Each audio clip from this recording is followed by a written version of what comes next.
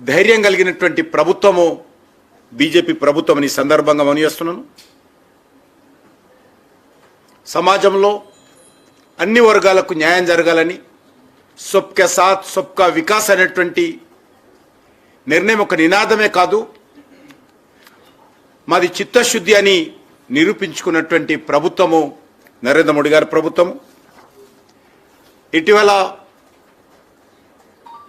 33% reservation మహిళలు కల్పించి మహిళల యొక్క సాధికారత కోసం, మహిళల యొక్క సగభాగ జనాభా అయినటువంటి మహిళలకు హక్కు అధికారాలు ఆత్మగౌరవం కల్పించినటువంటి ప్రభుత్వము నరేంద్ర మోడీ గారి ప్రభుత్వము.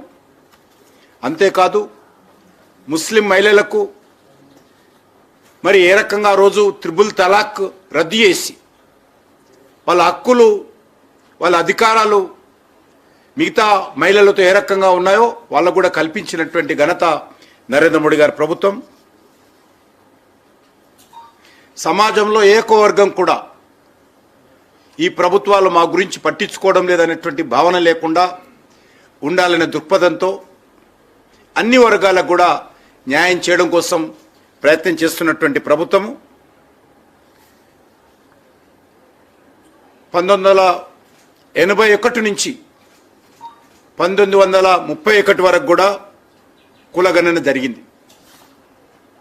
కానీ స్వాతంత్రం వచ్చిన తర్వాత 1951లో జనాభా సేకరణ మొదటిసారి జరిగింది. కానీ ఆ రోజు నుంచి ఈ రోజు వరకు కూడా కుల గణన జరగకుండా కాంగ్రెస్ పార్టీ నిర్ణయం తీసుకొని మరి ఈ రోజు వరకు కూడా అమలు చేయనటువంటి పరిస్థితి ఏర్పడింది. మొదటి నుంచి కూడా కాంగ్రెస్ పార్టీ కుల గణనకు వ్యతిరేకంగా ఉన్నది. అనేక మంది జవహర్లాల్ నెహ్రూ కానీ అనేక మంది ఇతర నాయకులు కూడా కుల గణన విషయంలో బహిరంగ మాట్లాడినటువంటి విషయాలు కులగణన జరగకుండా అడ్డుకున్న విషయాన్ని సందర్భంగా మనవి చేస్తా ఉన్నాను. మండల్ కమిషన్ ఇచ్చినటువంటి తీర్పు ఏదైతున్నదో నివేదిక, దానిపైన కూడా రాజీవ్ గాంధీ స్వయంగా వ్యతిరేకించిన విషయాన్ని ఈ సందర్భంగా మనవి చేస్తున్నాను.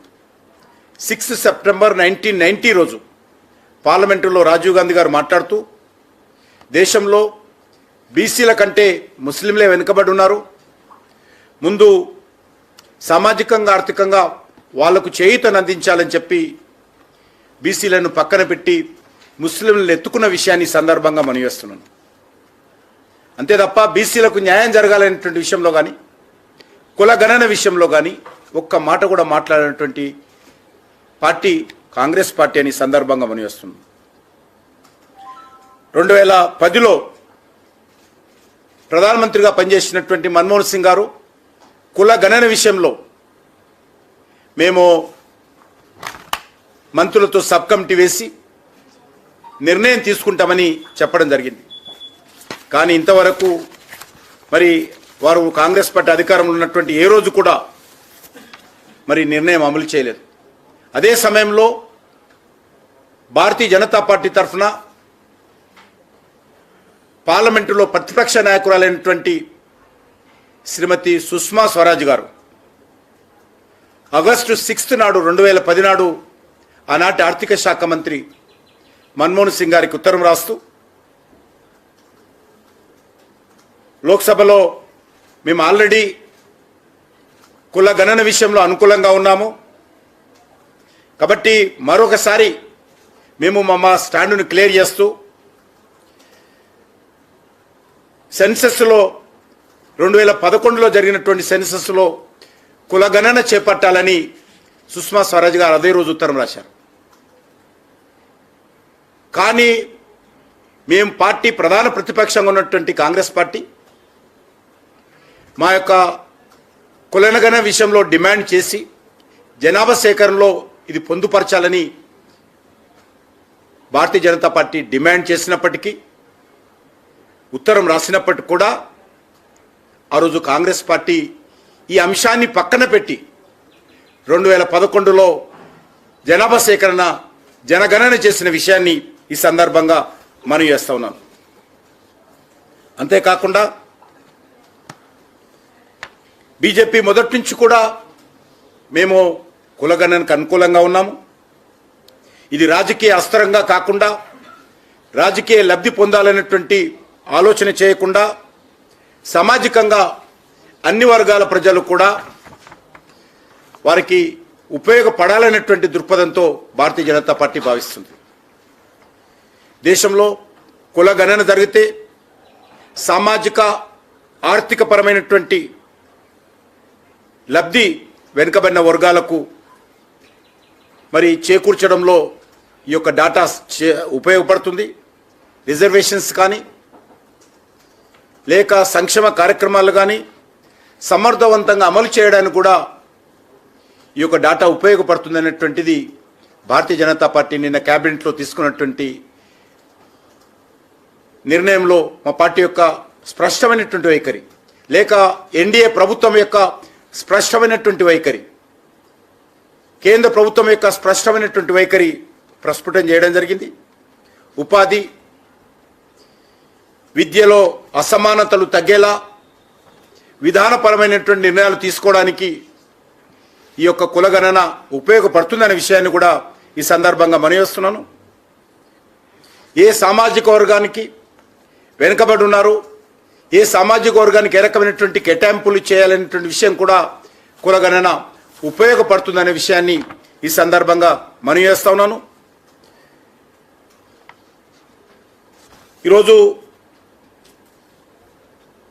2011లో ఆ రోజు చిదంబరం గారు కూడా కులగణనను వ్యతిరేకించిన విషయాన్ని ఈ సందర్భంగా మనవి చేస్తున్నాను. అంతేకాకుండా భారతీయ జనతా పార్టీ తరఫున చాలాసార్లు అమిత్ షా గారు జనగణన చేపట్టే ముందు కులగణన విషయంలో కూడా మేము ఆలోచిస్తామని చెప్పడం జరిగింది. కాబట్టి నిన్నటి రోజు గతంలో ఇచ్చినటువంటి హామీ మేరకు, గతంలో కాంగ్రెస్ పార్టీ అధికారంలో ఉన్నప్పుడు పార్లమెంటులో మా పార్టీ డిమాండ్ చేసినటువంటి పాలసీ పరమైనటువంటి నిర్ణయం మేరకు మా పార్టీ నాయకురాలుగా నాటి ప్రతిపక్ష నాయకురాలు సుష్మా స్వరాజ్ గారు లిఖితపూర్వకంగా నాటి కేంద్ర ప్రభుత్వానికి రాసినటువంటి ఉత్తరానికి కట్టుబడి ఉండి ఈరోజు మేము జనాభా సేకరణలో భాగంగా కులగణన కూడా చేయాలని చెప్పి నిర్ణయం తీసుకున్న విషయాన్ని ఈ సందర్భంగా మనవి చేస్తా ఉన్నాం. మరి ఈరోజు కాంగ్రెస్ పార్టీ జబ్బలు చరుచుకుంటూ మాట్లాడుతున్నారు. ఇది మా విజయము, మీరు స్వాతంత్రం వచ్చిన తర్వాత 60 సంవత్సరాల అధికారంలో ఉండి మీరు ఎందుకు చేయలేదో కాంగ్రెస్ పార్టీ ముందు దేశానికి క్షమాపణ చెప్పాలి.